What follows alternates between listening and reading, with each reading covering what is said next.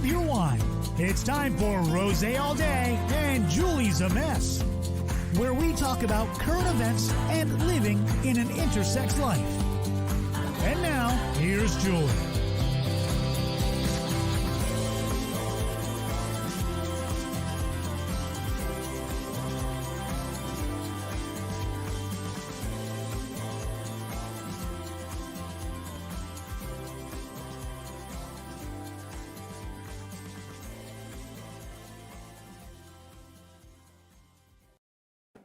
Hi, everybody. It's Rosé All Day. Juleigh's a Mess episode 12. Thank you so much for joining us. And we're super excited. There's a little bit of feedback. So I'm going to adjust my mic here a little bit. I am super excited. Y'all are all joining us. Have a great guest this week for you guys, all the way from Columbus, Texas. We have Mary D. Hi, Mary. And she's for having me. I know. I gotta fix my mic. It's driving me nuts. Let's see. Is this better? I think that's better. Yeah, that's better. Yay. That's better. So Mary. So excited. I spent last Christmas with Mary and her family in Columbus, Texas. She'll be able to unbox that a little bit for you guys. She probably regrets inviting me. I'm kidding. So we're going to talk about that in just a second. My rosé this week, guys, I did not have a chance to go out and grab a new rosé.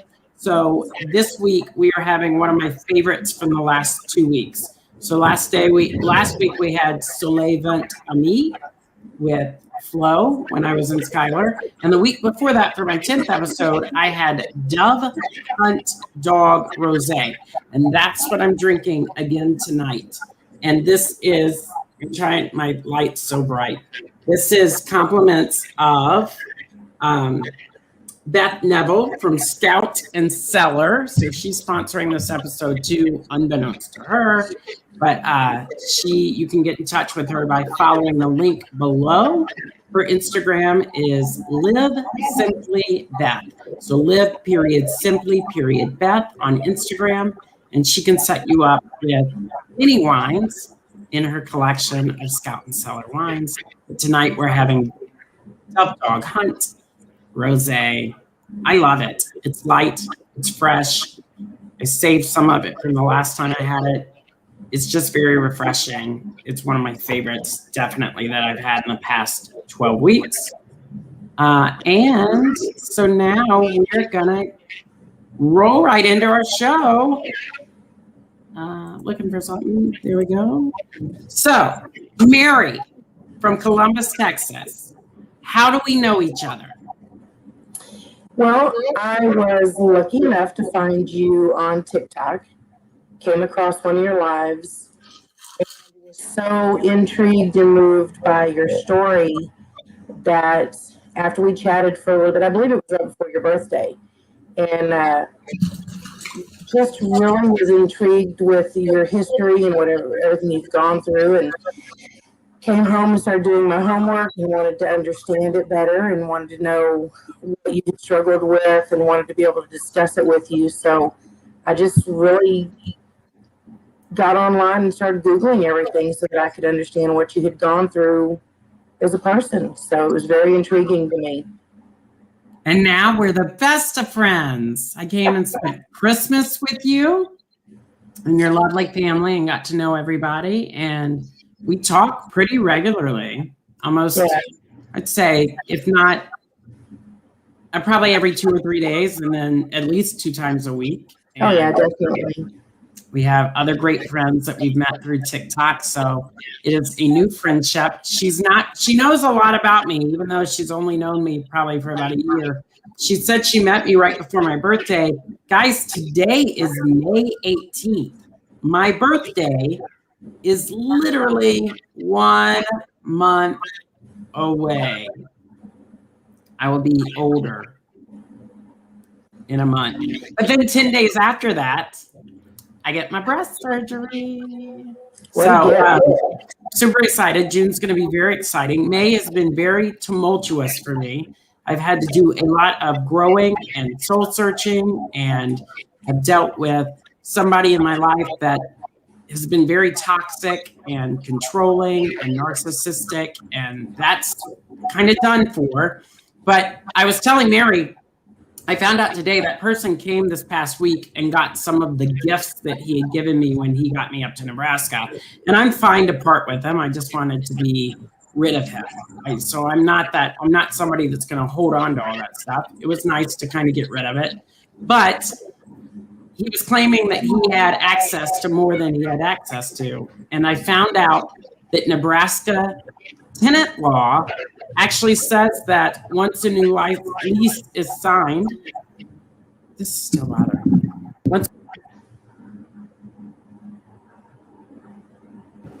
Once a new lease is signed, everybody or anything that was in the house prior to that lease being signed is now forfeited and abandoned. So I was sharing with Mary that he got what he got.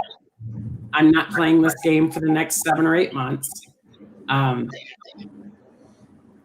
Now that I know that the tenant law, what it is, and that it's on my side, that I feel like that's given me a little bit more power going forward. So, okay. And Mary, listen to this, guys. In 10 days on the 28th, it'll be Mary's birthday. And she does not look 50, y'all. Not like 50. You don't. You keep saying it's just a number. It's a big number. It's the new 40. It's the new 40. Huh. So think of it that way. It's the new 40. Sorry, this microphone is still giving me grief. I'll have to figure it out because I'm doing sound tests weekly with this microphone, and it seems like every week it's something else or something else is going on. Okay, current events. Mary, you're in Texas, and Texas has had a little bit of a gas crisis. I mean, the whole country has, but Texas is. What is that like? Well, so far we have not been bothered by it directly here in Columbus. What we're dealing with right now is that our gas prices have jumped up about 18 cents in the last week and a half. So we were at about $2.48. Now, 2 of the stations here in town are $2.79. We're not seeing a gas shortage per se, but I think due to the fact that people are afraid we're going to have one, now the prices have gone up. People are starting to stockpile just like it was toilet paper. So I think the media plays too big into the fear factor of things.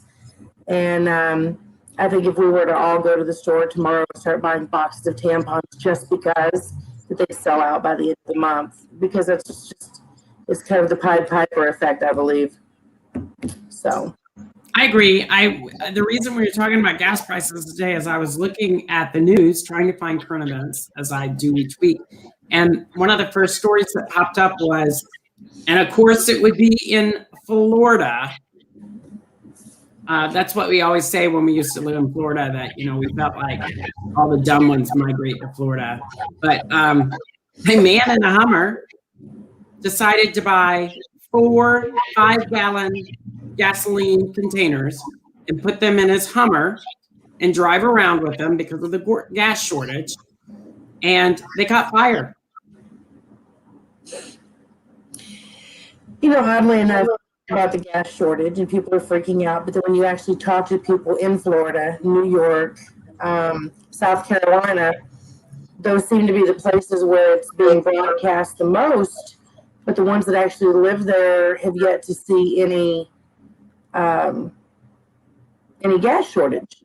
So the media is talking about it, but the people that actually live in these states have yet to see that crux of So I'm not sure if it's all media made right now or not, but people aren't experiencing it the way media is discussing it.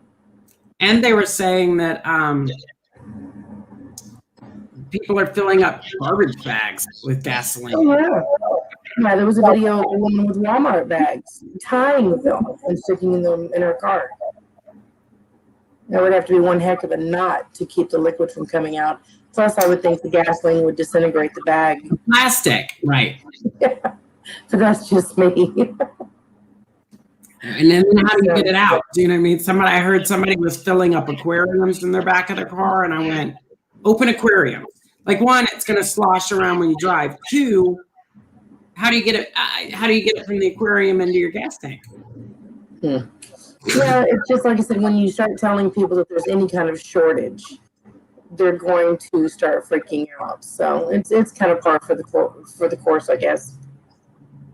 Another current event story that I just saw was that a party bus, a birthday party bus in Oakland, was on I-80 and was involved in a drive-by shooting. And the whole bus is just riddled with bullets and 2 people are dead. On the middle of the freeway. In the last month, they've had 9 to 12 shootings in Houston, just random highway shootings, parking lot shootings. One of the things that I attribute to that is the fact that criminals are not being held accountable for what they're doing. A lot of the people that are arrested here recently have been found to have been bonded out, like the gentleman with the tiger in Houston. Not only was he in trouble for having the tiger, but he was also just recently bonded out for a murder case, and now he's been bonded out for this tiger situation. So I think the criminals have nothing to be scared of because they get a slap on the wrist and they're released shortly to do something else. So, burglaries are happening broad daylight when people are home because no one's scared of the judicial system anymore. Well, and the tiger, I read 2 days ago, the tiger was put down, or they caught the tiger. No, they moved it to a refuge somewhere north of Houston, and it is going to live there. But now what they're trying to deal with now is to find out who owns the tiger, because they say they were just housing it. So, but the guy's been arrested again and bonded out for having the tiger, but he was already out on a murder case. So tigers, you figure last year because of 2021 and Tiger King, tigers are really making their mark. Tigers are coming back. There's a big difference between owning an angry chihuahua and owning an angry tiger. So, Yeah.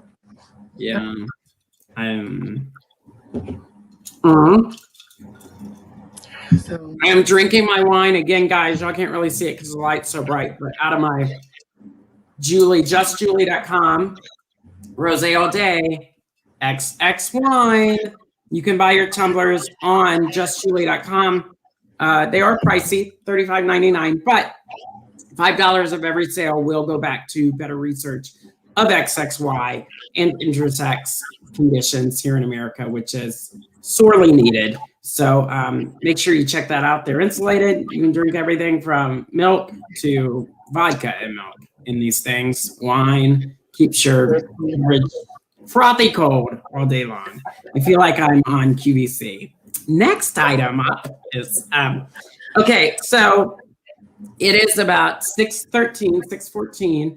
We are, we are moving from current events into a segment called Juleigh's a Mess. If you've been listening to this podcast for the last 12 episodes, you know this is the part of the show where I tell a story from my illustrious past, and our guest gets to try and finish it after I stop midway through. I was just telling Mary I had no idea what story I was going to tell, but I think I have a good one that I pulled from my high school days, since Mary and I are both matriculating into an older category for our birthdays in the next 10 days and the next month. So this story is from high school. Mary, do you remember high school? The best part of high school to me were the dances and homecoming and folding the notes into the funny little shapes and, love you like a sis, and just the camaraderie. I didn't like anything about school other than my friends and the camaraderie. Making out under the bleachers. That would have been fun, but yeah. let's be honest.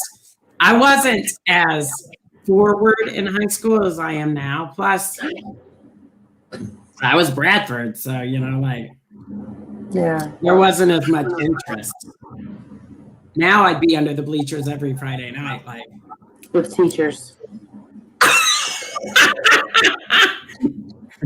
Probably with teachers. Oops, I gotta go cheer for the football game. I'll be back. Can I get an A? You just got it. Can I get another A? I'm trying to raise my grade point average up. Okay, so this story I'm calling chemistry class. Mary and I were talking about paychecks a minute ago because I may have just gotten a part-time job and I'm really excited about it. We were talking about paychecks. So that made me think of this story because I was like, I don't have anything planned. I didn't plan anything. So anyway, this is called chemistry class. So when I was in high school, this was shortly after I found out that I had the extra X chromosome. And I was on a myriad of drugs and testosterone. And my mood was like up and down, up and down, up and down, up and down. Like happy one moment, bitchy the next. Happy, bitchy. And I started to figure out that I was also on something called Ritalin for the ADHD. And they would tell my teachers, make sure that you get everything within the first 15 minutes of class because he's going to vacate everything in his mind. And if it's not in the first 15 minutes, he's probably not going to retain it. And so chemistry was after lunch. So you figure you really had to, chemistry for me, it was right after lunch. So you really had to kind of rein yourself back in. But you also knew I have 2 more periods after chemistry and I'm done for the day. So chemistry was a struggle for me. And not because I didn't love everything science. I absolutely loved the sciences in high school. But by that time in the day, I'd already kind of checked out. Or I thought, oh, I'm going to Disney afterwards to get my paycheck. Or I'm gonna go see a movie this week. Like my chemistry, I was already like halfway out the door, Yeah. So it was my senior year, and the high school that I went to, my dad was the president of the high school. So administratively, he was the president. And we had a teacher named Miss Blake, and she was pregnant.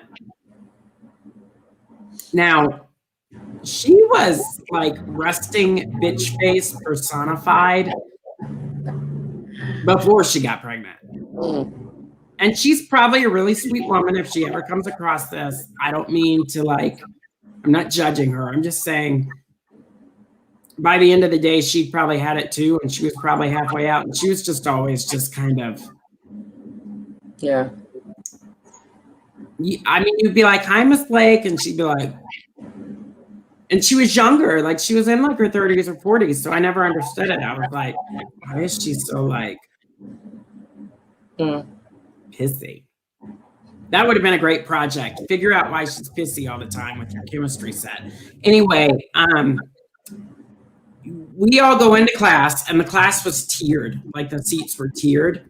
And so we're all sitting in class and she was super bitchy this day. Super she'd had it. And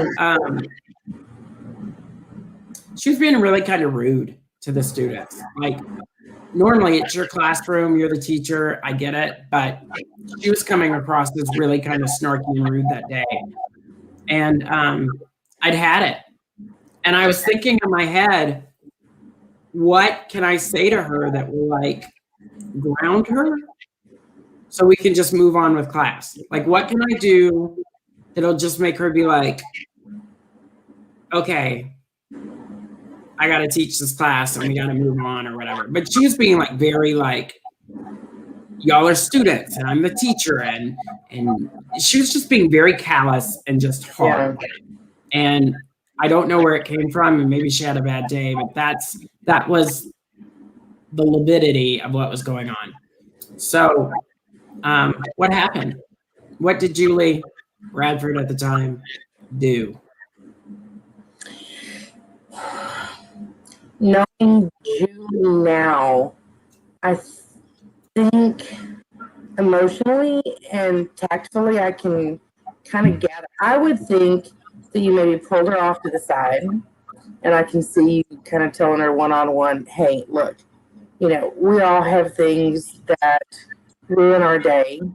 I've got a big list of things in my life that I'm struggling with as Bradford, and you have things that you're struggling with as a teacher with an unruly class, but you get paid to do your job and do it correctly.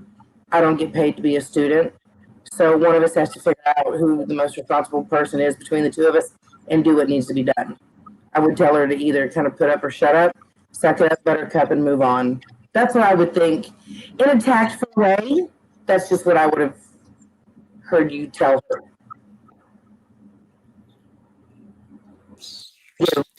A lot has changed in 46 years. I mean, I'm definitely now on TikTok. Everybody loves me because I do it with grace and dignity.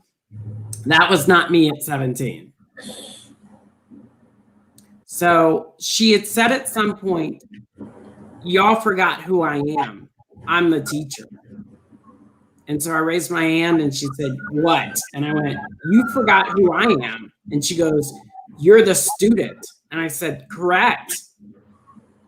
And my dad is your boss. Yeah. He signs your paychecks.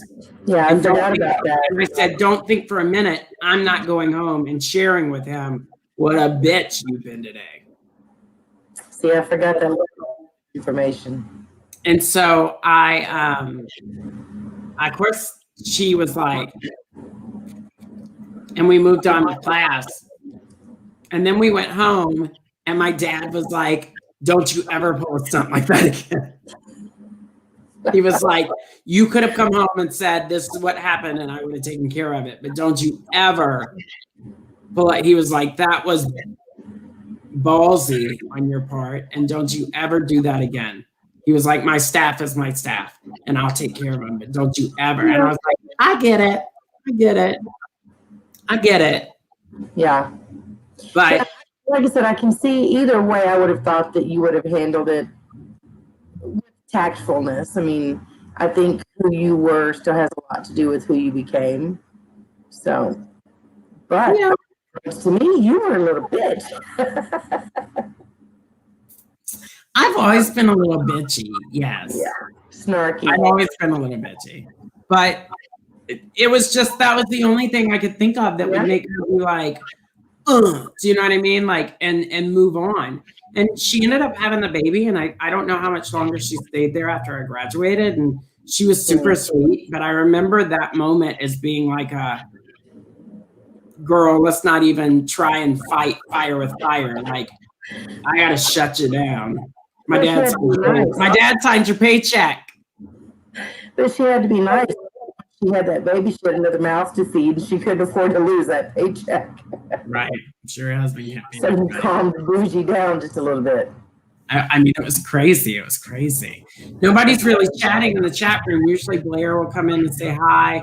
Looks like we have about 2 people watching. I was sharing with Mary that we tend to have a lot of viewership the week following each episode.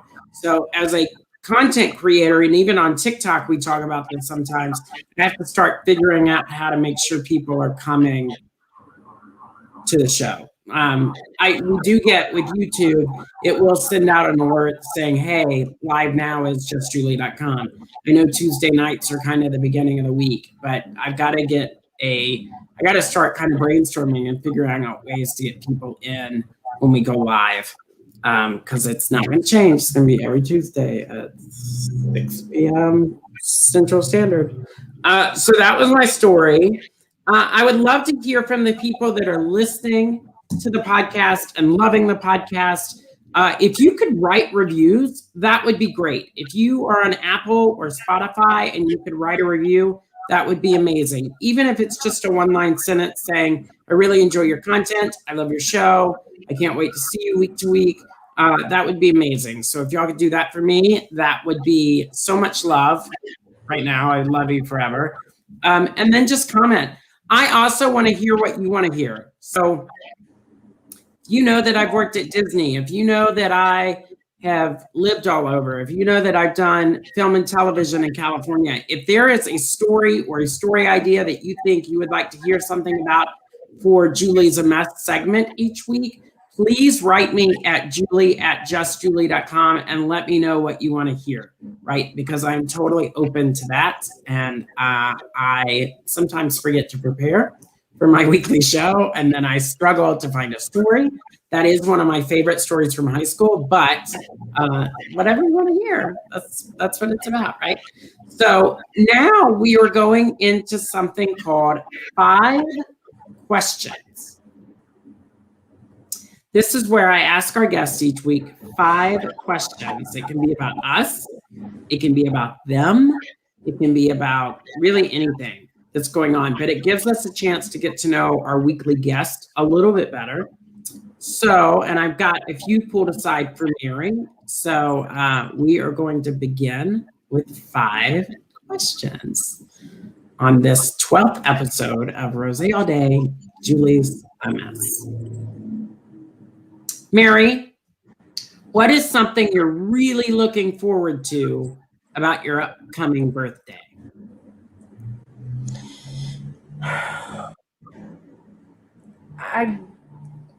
I think I'm more excited about the fact that I'm turning 50 and don't look it. I think it comes with a certain status, but then it's the excitement of people also going, "Oh my God, you don't look 50." So that's probably the biggest part of it right there, is not looking 50 but turning 50. I think that's great. I think there is a certain level of wisdom and tenacity and fearlessness that comes with turning older. That's a milestone birthday. Yeah. And I think you'll certainly probably sit there and look back on the first 50 years and think, okay, I've changed this way, I've changed that way. I'm 50, I don't look it. But then also, like you said, there's I even said there's power in that, you know, and I joked with you that 50 is the new 40, but there is absolute power in that. And women, we get stronger.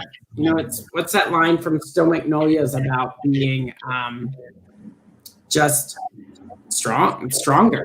Like, it's so exciting. Okay, question number 2. You're married to a great guy named Mario, who is always doing for you and does for you constantly. What's one of your favorite attributes that you see in your husband, but that you also see in Nico, your son? I would have to say that the fight that they put in to do something, they're very compassionate when it comes to not failing at things. Mario wants to be the man to fix it. He wants to be the man to provide. He wants to be the man that gives and does things for his family. And Nico, in his 12 years, almost 12 years of pre-teenhood, doesn't like to fail. It does turn into a little bit of a competitive spiral sometimes, where they both hate to lose. But in the good side of that, they're very compassionate when it comes to doing things right, and they both hate to fail. So that sometimes can be a downfall. Yeah, but there's a lot of love in your family. Like I got firsthand at Christmas, there is a lot of support and love and just generosity of the heart in every member that's in your family that I had a chance to spend time with. And that's a testament of what you and Mario have taught them, but it's also a testament. I mean, it's a great family. Yeah, thank you for that. You're welcome. So Mary has a side gig. She currently, she owns a business in Columbus, Texas, and she'll tell us about that in a minute. But she also has a side business, and she makes some of the best soy candles that I've ever smelled or had she made some for me early on in TikTok. I have a cedar lavender candle that she made for me that I love. We have a lot of joy, and there's a lot of joy in her making these candles. Recently, she has started a Facebook page called Wicked Candles, and she spells it, correct me if I'm wrong, WIC''K?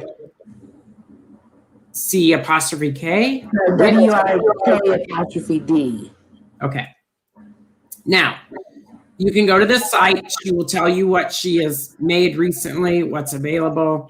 Her candles burn for about 35 hours. They have about a 35-hour burn life. I light them and the smell is so good. I leave them and I walk back in the room and go, oh my God, I didn't blow that candle out. But my whole house fills up with just cedarwood lavender. What out of the candles that you've made recently, what's a new one that you absolutely love that you didn't think you'd like? And then what's one of your favorites?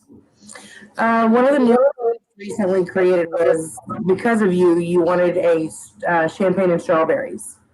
So I did champagne and strawberries. That has turned out to be a very subtle smell. It's strong in its own sense, but it's a very light strawberry smell, and it's awesome. One of the other ones is the lemon lavender that I did, and then I have a new candle that I was going to actually wait till this next weekend to show you, but it's a Juleigh candle, and it's called High Maintenance. Aww. Is it called Juleigh High Maintenance, or is it just called High Maintenance? But it's in honor of just Juleigh. So I love it. I can't wait to smell them. And my ultimate favorite is the Texas Whiskey. Yes. And then I always liked you have a grandfather's pipe or a granddad's pipe, which smells really good too. Yeah. It's funny. Yeah. And I do, things to order. If somebody wants a certain smell, then I kind of make something and put it together and just kind of get creative, and I can mimic other candles. If you find something that you really like, I can put the smells together. So it's a lot of fun. It's a lot of creativity involved. So I really enjoy it. Well, we're definitely going to share when we upload this tomorrow. I mean, it's already live on YouTube, but when we upload it and finalize everything, we're definitely going to put your Facebook page information in for your candles, because I know you're trying to get that up and running, and they really are amazing candles and cheap. I mean, it's not cheap, but not expensive. Great for the price, and you get a lot. I mean, for $15, your smaller candles are 15, and they're probably about this tall. Yeah, it's a 12.5-ounce candle. I mean, it burns. People just tell me they just seem to burn forever. I know. I loved when I was there, that judge came in your county and he was like, I need to get another one. I just, and he had this great judge accent. And he was like, I need to get another one. I just lit this one and it just burned. I was like, yes, one more. Okay. Question number 4. You and I have had a lot of conversations together about my love life and how my picker may be broken. Which is Lindsay Bradford, another good friend of mine in Baton Rouge. She's always said, your picker is broken. Your picker is broken. What in the past year is something you've learned about me in regards to this love cycle that you feel, 1 is a fault, 2, it's a 2-part question. So 1 is a fault, but 2 is a positive plus. Okay, number 1, I think your fault is that you settle for less than you deserve. And you take people for their word, which is a great thing to have, but it becomes a fault because people lie to you easily. And I think one of the things in regards to that is accountability. If somebody lies to you, they need to own it. They need to be accountable for the deceit, and you need to hold them accountable for that. So that's the fault part of it. The flip side of that, I think that you have grown just in the year that I've known you, is because now you do realize that you give more. You're setting your goals higher. You're seeing a big picture instead of a quick fix.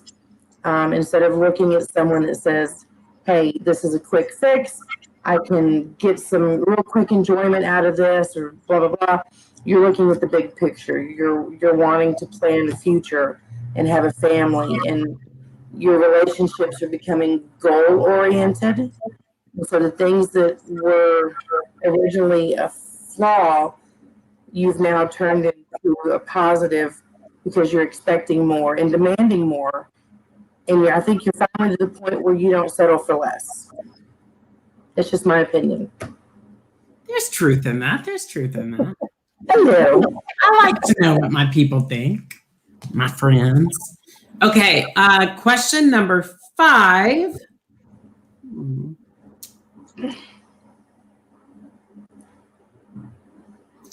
Besides the biggest plastic coat hanger, what's something that you feel like people should know about Columbus, Texas, that would make them want to come or visit, or maybe some of the history? But what's something that you think they shouldn't miss when they come through Columbus? Well, Columbus is a very tight-knit community. It's owned, basically, when I say owned, we've got a certain number of prominent families that kind of have been here and established themselves, early on. They watch out for each other. We have a very, very low crime rate. We're close to Houston if you want to go, but you're far enough away from Houston that you don't have to worry about the crime. You don't have to worry about the traffic. And it's just a really good, tight-knit little town. In the same sense that everybody knows your business, it's good because they will protect you. But then in the same sense, that can be used against you because people watch you like a hawk. So, that's everywhere. That's everywhere. But it's a great little town. Everybody knows everybody. Everybody knows everybody's business, which could be good and bad. But they're very friendly and they're very outgoing and supportive, when disasters happen. We've had a couple of them, when Harvey hit a couple of years ago. And when we had the fires hit, I believe, 2012, something like that, when half the state of Texas was engulfed in fires. So the outreach of our community is amazing when it comes to people in need. So that's very true. When I was there at Christmas, we woke up one morning and we had no idea, and you went to work and you came home, and within a few miles of you, a young married couple had lost their house due to fire. And to watch the whole community within hours, within hours, people were dropping clothes off at your business and were asking what they could do and what they needed and going out and kind of helping this couple. And I just thought, that's amazing. And you don't hear about those interest stories on the news, and the whole city of Columbus, literally for the next 3 or 4 days, we're making sure that this young married couple had everything that they needed. Oh, yeah. Yeah, they were dropping things off here at the store hours after the fire had broken out. And like I said, this young couple, newlyweds, they lost everything, so. Mary pulled up to drop something off that had been donated. And the husband was like, "Hey, where have you been? You missed the barbecue." At least he had a good Yeah, you have to. You have to laugh to keep from crying sometimes. So. Yeah. But I love Columbus. Mary wanted to try and get me to move to Columbus. Mary and I actually took an amazing photo shoot. We just casual fun, but we went out and had a photo shoot around Columbus, Texas, that she took in December for me.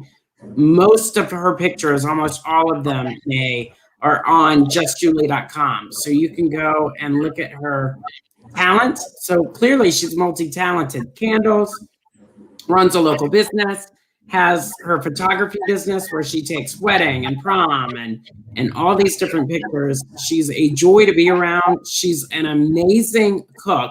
So if she says, "Hey, let me cook for you," don't say no. She's literally a stunningly beautiful woman in her 50s that is still kicking ass and taking names. People in town love her. So if you ever have the opportunity to befriend her, please do so. she also will make sure that you don't get on a random or in a random white van or bus. I'm the little shoulder monster that sits there. I'm your voice of reason. She'll be like, Julie, I don't think you should do that. And sometimes I listen, and sometimes I go, I'm old enough. I got this. But the one thing I'll never do is sugarcoat it. I told you from day one. If you leave the house and something that looks like crap, I will tell you.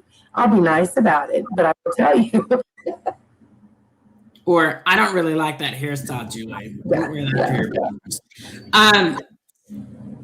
Tell us about what's going on in your life. What's going on with you? Anything you want to promote? Anything locally that you would like to promote? No, between the candles and photography, I'm still taking care of my mom. She's still in the nursing home with her broken foot. And, just recently my brother was given up for adoption back in 1959, just found us online. I know. Listen to this story, guys. Mary had a brother that was given up for adoption in 1959.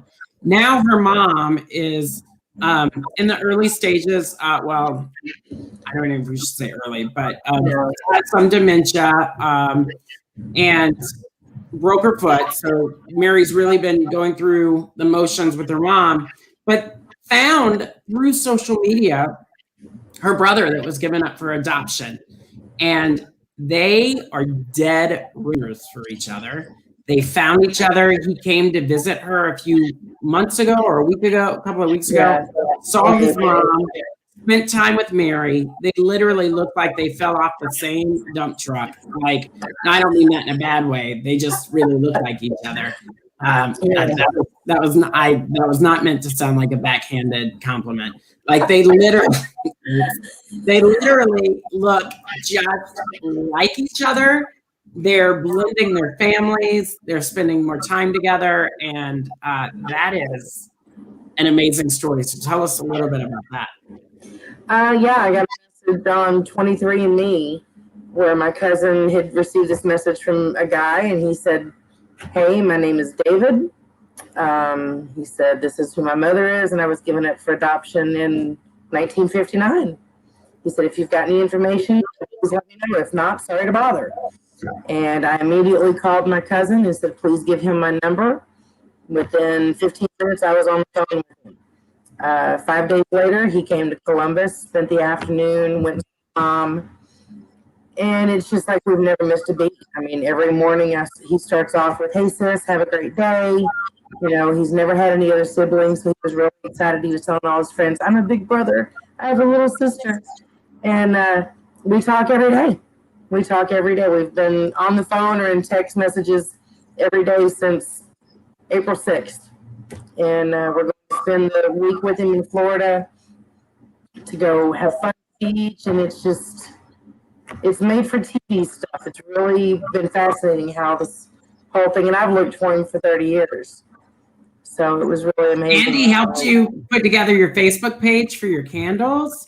Like he's really supporting you? He does everything. He's just, he's just the greatest thing. And I have one sister she and I are not close. So to see how brothers and sisters are supposed to act has been a really neat thing, So it's amazing. I was going to ask you this off. It's not really part of your 5 questions, but I mean, does he want to be more involved in Patsy's life? Is he trying to He does. pick up some of the?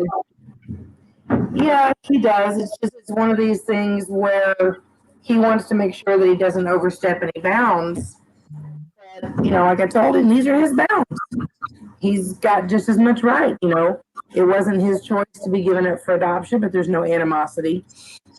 He had a wonderful life.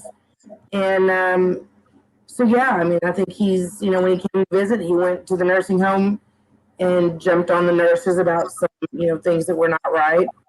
And he gets to do that, So I want him to do as much as he feels comfortable doing, but I also don't want to just overload him with responsibility that he's not ready for. So does Patsy, do you feel like she recognized him? Does she?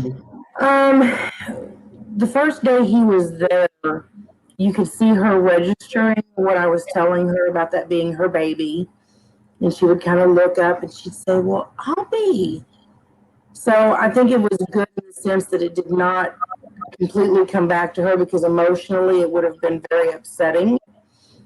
But she was interested and trying to respond as well as she could. And they hit it off, and she was laughing and giggling and just really enjoyed the time with him. I don't know that she understood it to the fullest, but it was a nice visit, and I think it was more for him than anything, but it was good.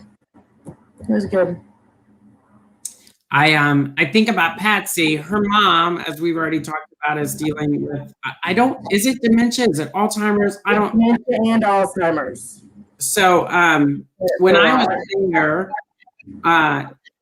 I love older people. I always have. I've always gravitated towards them. I think that when people are there to listen to their stories, I'm a big proponent for telling your story and sharing with the world, your story.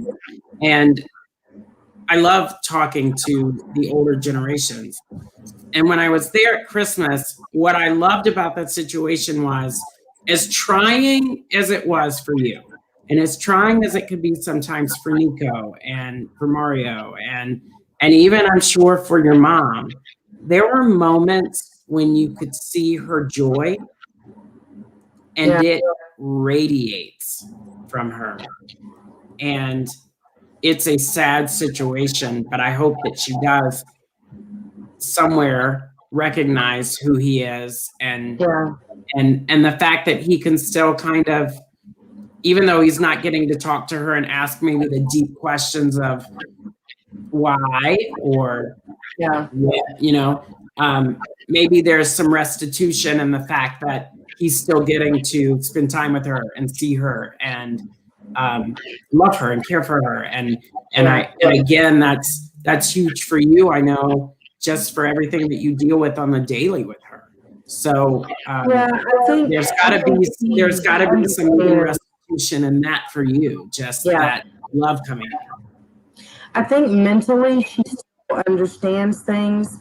Verbally, she's not able to tell us what she understands, but you could see that she was really struggling and trying to think back, and when I kept telling her that it was her baby boy, and she'd turn her head sideways, and so I think she understood more than we realized, but I'm glad it was not an emotional, I didn't want her to be emotionally distraught. I didn't want her to feel guilt. I didn't want her to feel any kind of pain or remorse. So she was excited to see him. Luckily, the other stuff didn't come with it, Yeah, absolutely. But I mean, still great. I mean, great closure for everybody, I think. I think that's great. Okay, so we've got about 10 minutes to go, and Mary gets to ask a question now that we've learned more about her, and we are definitely going to be sharing again her information at the bottom in the comments, but also tomorrow we upload it so you can find out where to get her wicked candles and find some of those lovely scents. I can't wait to try strawberry and champagne. I actually told Mary when I requested that, I said, I need a candle for my bedroom that gets rid of the locker room funk of having adult fun time. So that's how that started. So now I'm really excited to see and smell what strawberries and champagne smells like. But I'm excited. She's like, oh God. So Mary's also one of my moderators on TikTok. So if you ever come into one of my TikTok lives and she silences you or mutes you, now you know a little bit more about her and why she's such a mama bulldog when it comes to me, even though we're roughly the same age. But I mean, she's like, click, mute, out. Like, you remember my nickname when we first met? Huh? Do you remember my nickname that you gave me when we first met in TikTok? No, but that was so long ago. But I Rattlesnake. Oh, Rattlesnake. Yes. Because she is. She's my Texas rattlesnake. Yeah. She is, because she'll come back like this, like a snake, and then people will say things like, "What are your pronouns? Are you a boy or girl? Oh, you look like a man." And she's like, shh, and they're gone. So I'm like, she doesn't even really rattle. Like she kind of rattles a little bit, and then she's like, "You're out." Yeah, I love it. I'm gonna start calling you Rattlesnake again. So anyway, this is the point of the show where Mary gets to ask one question of me and my medical journey. It can be any question. It can be a question that maybe she's never really understood or known how to approach me with. But here she's got an open floor to do it. It allows me to answer a question for a dear friend, which is what I say every week. And then it allows me to also educate everybody that's listening at home about what it's like to be in a very intersex life as Juleigh. So, Mary, the floor is yours.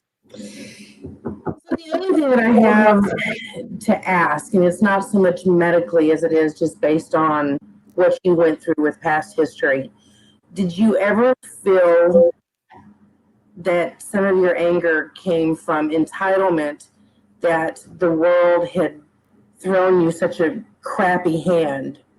And I know you and I have talked about your dad saying that sometimes you just have to play the cards that you've been dealt. But do you think that some of your anger in life or the bad choices in life came from you thinking that the world owed you something? Because I don't see that now in you. And at first it was kind of like, why are you doing this to me? And so I just have been curious to know what your feelings were, as if you ever felt you were being punished by the world for how things turned out or how things happened to you medically. So we'll kind of answer this in two ways. I don't think a lot of my anger stemmed from that. Most of my anger when I was growing up came from more of, and a lot of intersex people, as I talk to them and we share our stories, a lot of them say the same thing. But because of societal constructs and because of everything that's kind of, you know, if this is you and you've got stuff from this side coming in and saying, be this way, be that, you know, and you've got things from this side saying you can't do that and you've got to be this way. And it's literally like, right, coming in like this. The frustration and anger comes from, you don't understand how to express yourself to make people understand what you feel. Right. And it almost is very silencing and neutralizing in that moment. A lot of my anger growing up was, you know, my parents did have expectations for me and they didn't have information about why I was going through what I was going through. So sometimes on some levels, they would say, you know, quit being lazy, or we're not quitters, or you're really smart. Why are you not applying yourself? And you would be like, like you're not listening to me.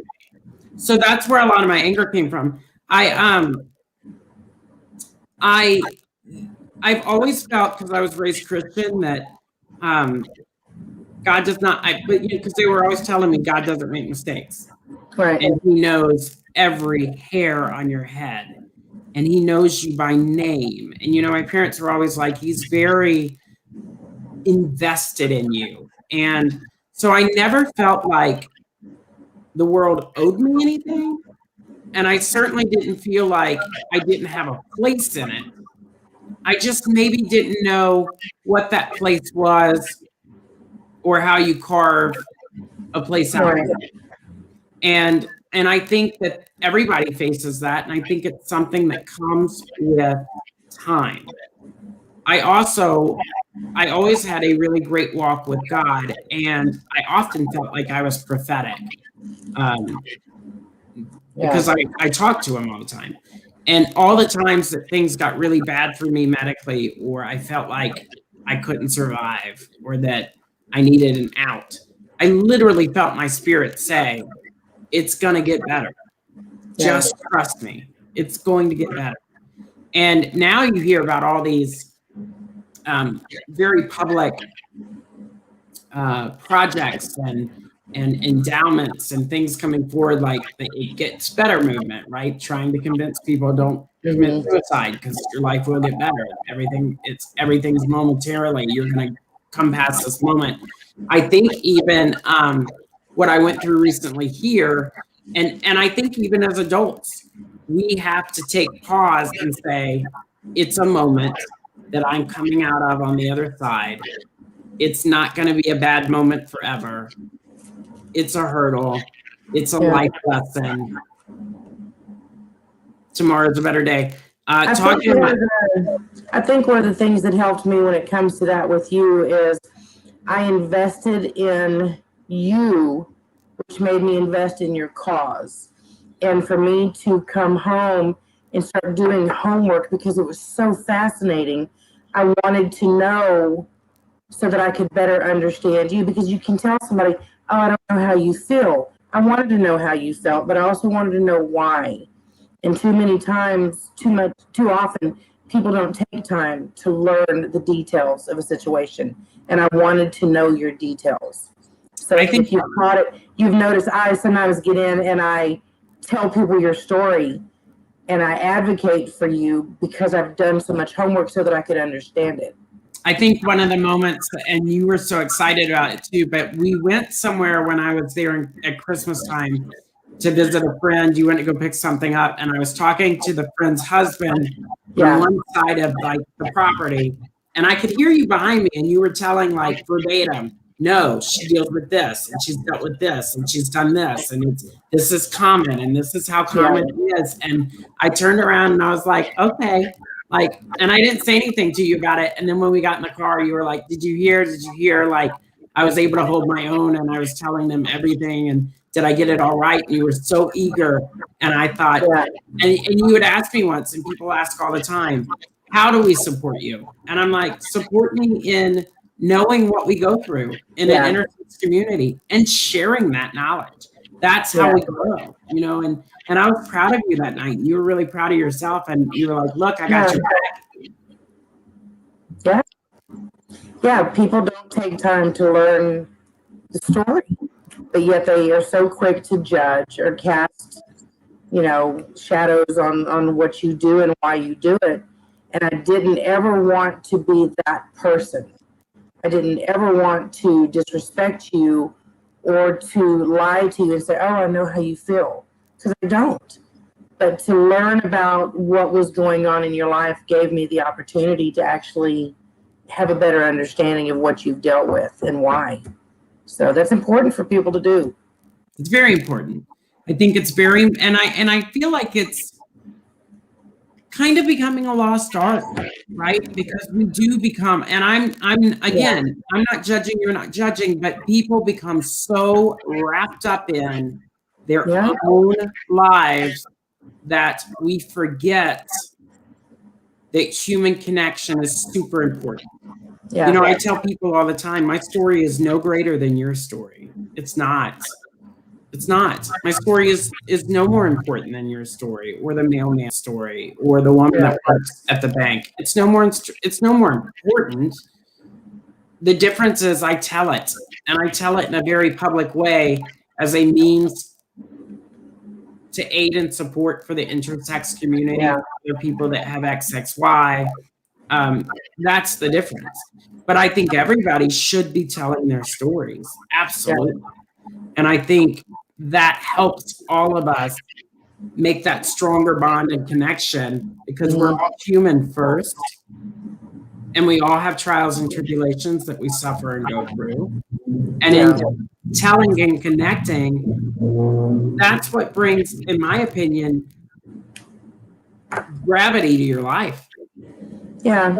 And I think a lot of times I can be that person on the shoulder that doesn't allow you to use something as an excuse. I make you own it. We discuss it. Sometimes you agree with me and sometimes you don't. But you know, it's all done with love. Yeah.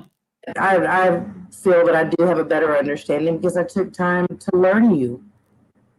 But that's what we should be doing with everybody, and you do that with everybody in your life. It's not just a Julie thing. Right. So, you know, so. Most people aren't near as exciting as you, though. Well, Arlene, isn't that her name? We'll talk about that later. Ronnie. Yeah, Ronnie. Ronnie's exciting. And Vince is exciting. Vince is exciting. There's some exciting people in Columbus. Yeah. I need to come back for a visit after I get my boobies done. You do. You do.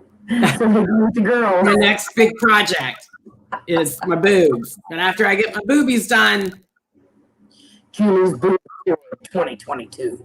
I think we'll start traveling. Ronnie will be like, there's something different about you. And I'll be like, I have no idea what. I have no idea. I'm the same girl. Not wearing a bra. That's a funny story. Talking about boobies real fast. My first night with Mary, I changed into my pajamas and I threw a tank top on and a pair of like booty shorts because that's what I wear to go to sleep sometimes. And she was like, I got a husband and a 12-year-old boy in the house. And I was like, this isn't a, I guess it's not appropriate. I guess it's, we quickly went to Walmart so I could buy some pajamas. I was like, what's wrong with this? Oh, that's right. Never a dull moment. Never a dull moment. So guys, this takes us to 7:01. This is actually the first time I've had a show and we've really kind of kept it tight into the hour format. Gary Manuel from TikTok joined us. He said, I've been watching but couldn't figure out how to say hi. So thank you for joining us. That would be G-Man.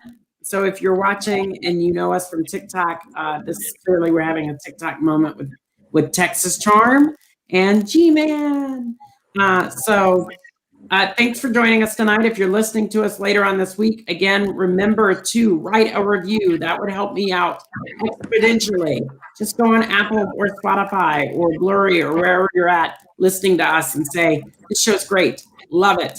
5 stars, whatever you want to give us. Give me 1 star. I mean, I'm a realist. If you don't like the show, give me 1 star. But I would hope that, you would give me at least 3 or 4. Thanks for joining us this week. Next week, we will have another guest on, as well as I will be trying a different rosé. And I may have a job by then. So that'll be giving us a lot of content for some future stories of Rosé All Day, Julie's a Mess. Mary, thank you so much for being a friend. Thank you for having me. And we will make sure that we put a link up for your candles.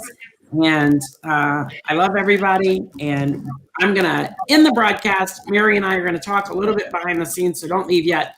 And we are going to end this show for this week. Everybody, I love you. Have a great week. Stay blessed. And I don't have a tagline for you. Be a mess yourself. Maybe that's the tagline. Everybody. Don't sweat the petty things and don't pet the sweaty things. There you go. I like that.